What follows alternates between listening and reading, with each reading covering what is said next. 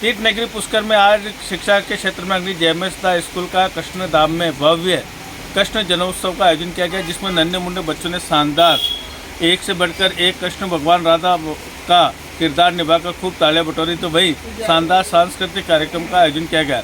इस अवसर पर कार्यक्रम में पूर्व पालिका अध्यक्ष एवं उपाध्यक्ष श्री स्वरूप महर्षि, भाजपा मंडल अध्यक्ष पुष्कर नारायण भाटी, पार्षद रोहन बाकोलिया, भाजपा नेता अरुण वैष्णव सहित कई गणमान्य लोग मौजूद थे। सभी का स्कूल के निदेशक अरविंद सरवाड़े द्वारा माला पहनाकर तिलक लगाकर स्वागत सम्मान किया गया। इस अवसर पर बच्चों के द्वारा किए गए शानदार कार्यक्रम का सभी अभिभावकों ने सराहना की। अभिभावकों ने कहा कि बच्चों के पढ़ाई के साथ साथ सर्वांगीण विकास के लिए ऐसी प्रतियोगिता आयोजित होती रहनी चाहिए। जेएमएस स्कूल में भी बच्चों के सर्वांगीण विकास के लिए पढ़ाई के साथ साथ प्रतिवर्ष विभिन्न प्रतियोगिता का आयोजन किया जाता है। इसी के अंतर्गत कृष्ण जन्मोत्सव का आयोजन किया गया। हालांकि बार बार बरसात ने कार्यक्रम में बाधा पहुंचाई, लेकिन बच्चों ने हिम्मत नहीं हारी और बरसात के बीच में ही एक से बढ़कर एक प्रस्तुतियाँ देकर अपने अभिभावकों को आश्चर्यचकित कर दिया। तो अभिभावकों ने भी खूब तालियां बजाकर अपने बच्चों का प्रोत्साहन किया और उनका हौसला अफजाई किया। मैं अनिल कुमार पासर, बदलता पुष्कर संपादक। श्री कृष्ण, श्री राधा, रुक्मणी जी अष्टभार्या। एक अच्छा सा पोज देंगे सभी बच्चे for the final photograph. Very well done class 5th class.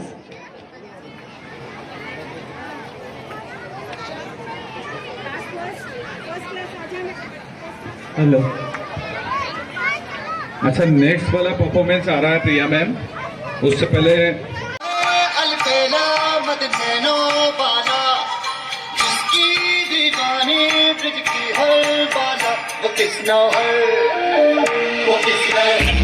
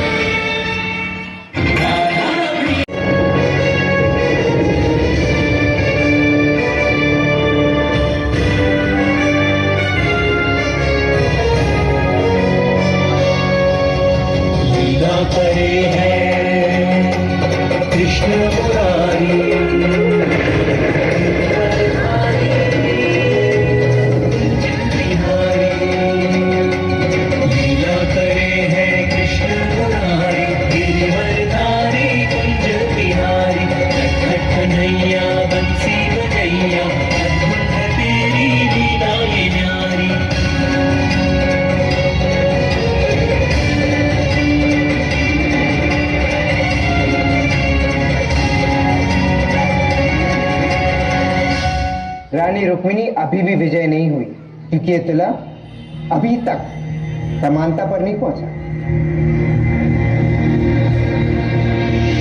Rukmini,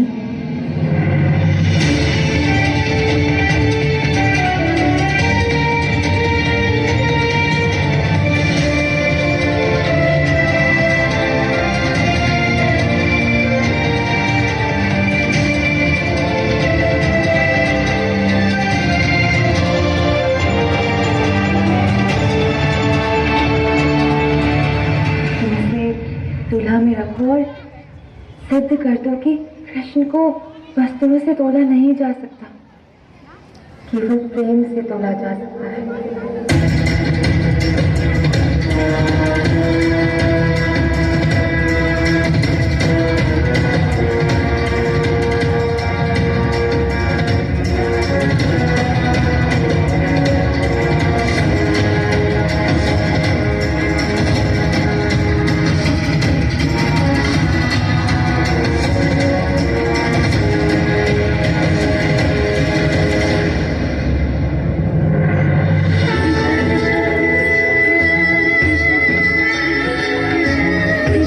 Radha, मेरा मन नहीं कर रहा है। सत्य कहूं तो मेरे पास तो इतना स्वर्ण भी नहीं है।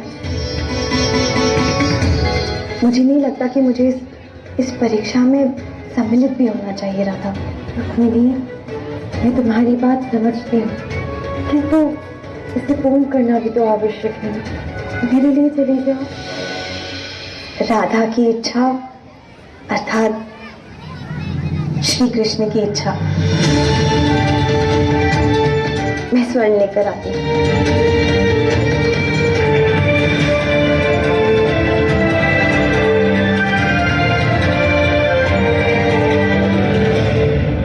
रुक्मिणी, क्या हुआ? मन में इतनी शंका क्यों है? तुम ही बताओ राधा। मैं श्री कृष्ण को स्वर्ण से कैसे तोल पाऊं? मुझे तो लगता है कि जब श्री कृष्ण तुला की दूसरी ओर हो तो चाहे जितना भी धन और स्वर्ण रख लीजिए, श्री कृष्ण के व्यक्तित्व का भार सदैव अधिक रहेगा। रुक्मिणी, कितनी अनमोल बात कह दी है तुमने। तुम्हारे ये भाव कृष्ण के भार की समानता कर सकते हैं। तुमने मेरा हृदय जीत लिया है और मुझे पूर्ण विश्वास है कि प्रतियोगिता तुम ही जीतोगी। किंतु राधा, मैं कैसे जीत पाऊंगी?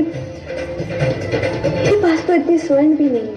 इसने कहा कि कृष्ण को स्वर्ण से तोला जा सकता है, तो फिर तुम्हारे पास कृष्ण द्वारा दिए गए स्वर्ण उपहार तो होंगे ही ना। यूं तो श्री कृष्ण ने मुझे अनेक स्वर्णाभूषण दिए हैं, किंतु ये स्वर्ण कंगन मुझे सर्वाधिक प्रिय है। तो बस यही कंगन ही पर्याप्त है। तुम चलो मेरे साथ। किंतु राधा, केवल इन 2 स्वर्ण कंगनों से मैं कैसे जीत पाऊंगी? केवल ये स्वर्ण कंगन ही नहीं है, इनके साथ तुम्हारा प्रेम भी तो है ना। तुम अवश्य जीतोगी।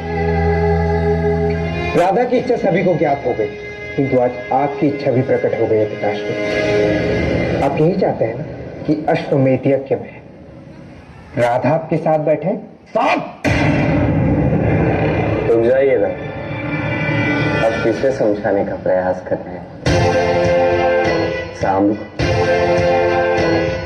वैसे भी जब कर्म बात कर सकते हैं तो शब्दों से इस मूर्ख सांब को क्यों समझाएं?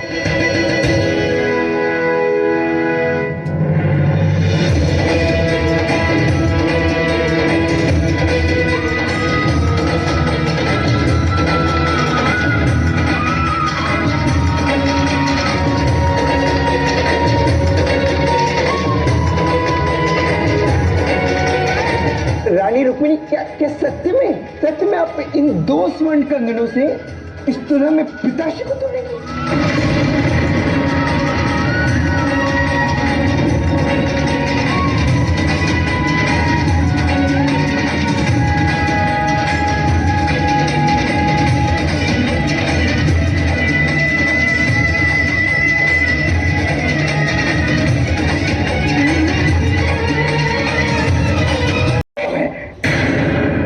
इतना स्वर्ण होने के पश्चात भी पिताश्री को नहीं तोड़ पा रहा है। क्योंकि तुम्हारे इस स्वर्ण में प्रेम से भी अधिक अहंकार मिला हुआ है। तुम कृष्ण को केवल स्वर्ण में तोड़ रहे हो।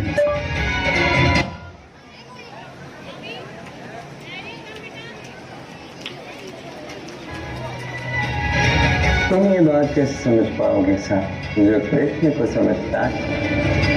वही ये बात समझ सकता है।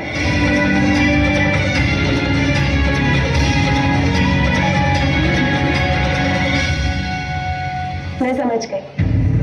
श्री कृष्ण इससे अधिक स्वर्ण दान करना चाहते, जिससे ये दान बहुत बड़ा दान बन जाए। और मेरे पास तो सेमंतक मणि है, जिससे सदैव ही स्वर्ण उत्पन्न होते हैं। श्री कृष्ण की इस आवश्यकता में मैं उनकी पूर्ण रूप से सहायता कर सकती हूँ।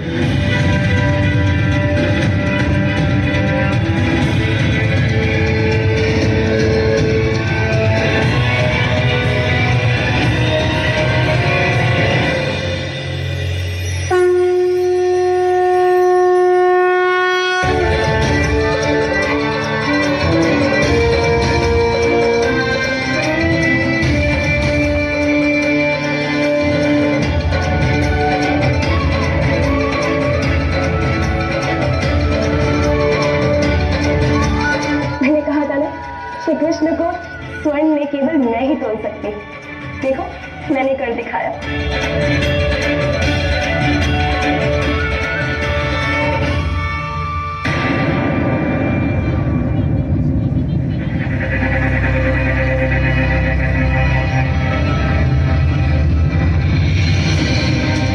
ये थोड़ा विश्वसनीय है।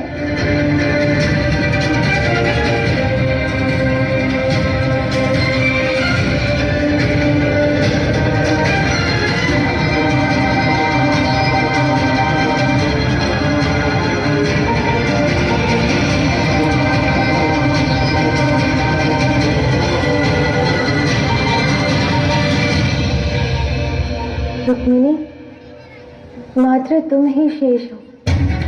आओ। आप सभी को निमंत्रण देता हूं इस यात्रा पे चलते जो जीवन का मर्म सिखाई, मनुष्य का धर्म सिखाई। और इस यात्रा का नाम महाभारत।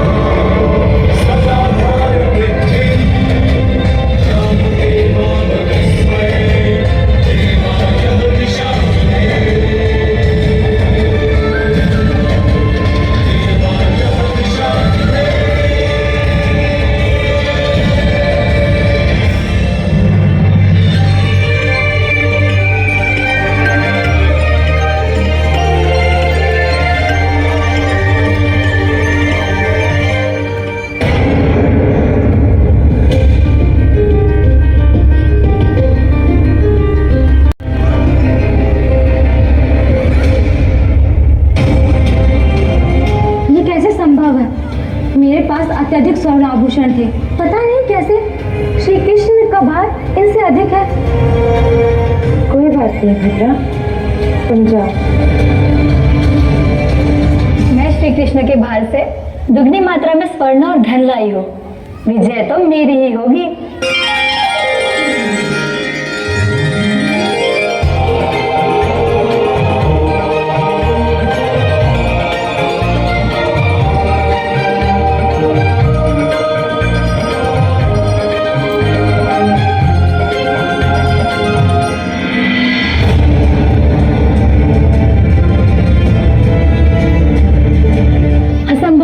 मुझे तो विश्वास ही नहीं हो रहा है, मेरे स्वर्ण और धन श्री कृष्ण के भार से कम है।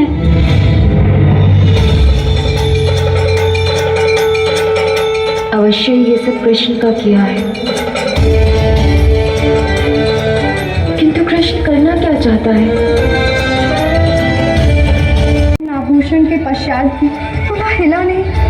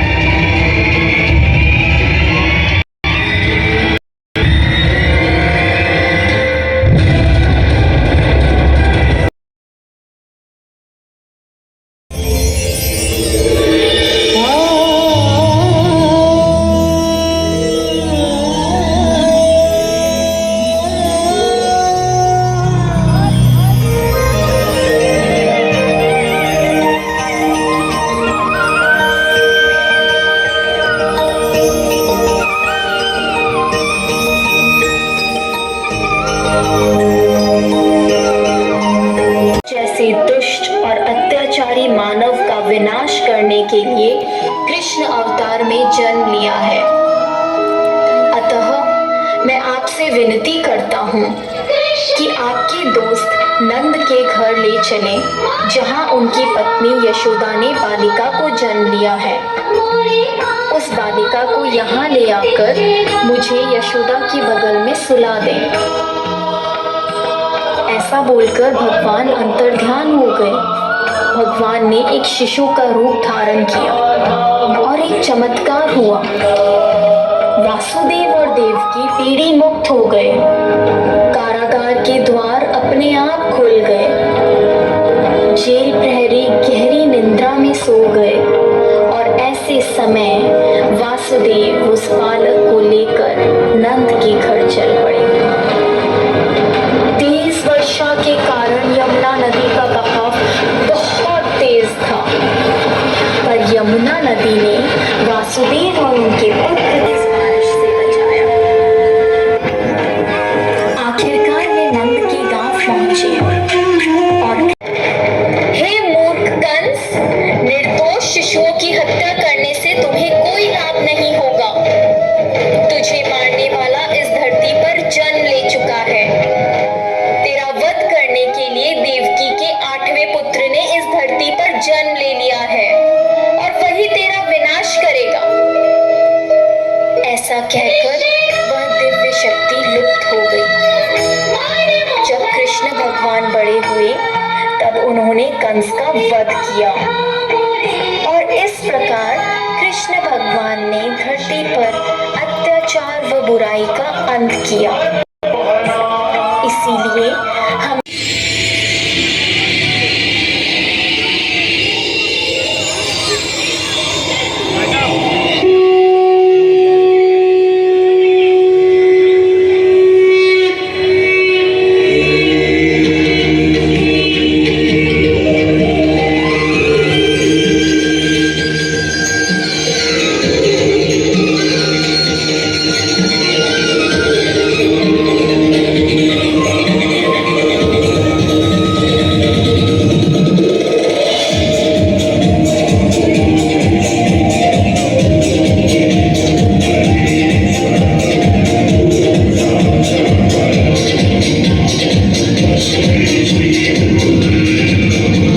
सबके फेस आने चाहिए।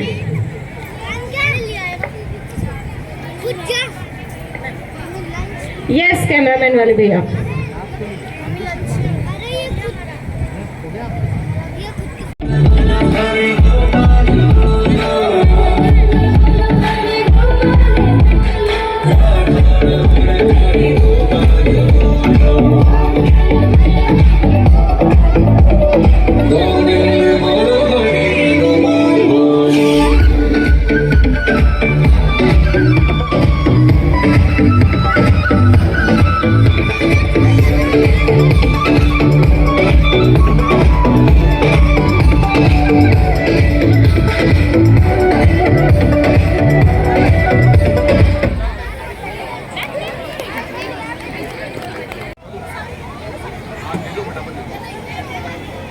सुनो, फिर वो बच्चे भी तो आएंगे ना, फर्स्ट सेकंड थर्ड वाले। आप तो इवेंट करवाओ ना, बारिश शुरू हो गई है। मौसम खुल गया बहुत अच्छे से पूरा। Priya ma'am, yes sir. Next. Okay, thank you so much class third. Now we are having performance of class 4th.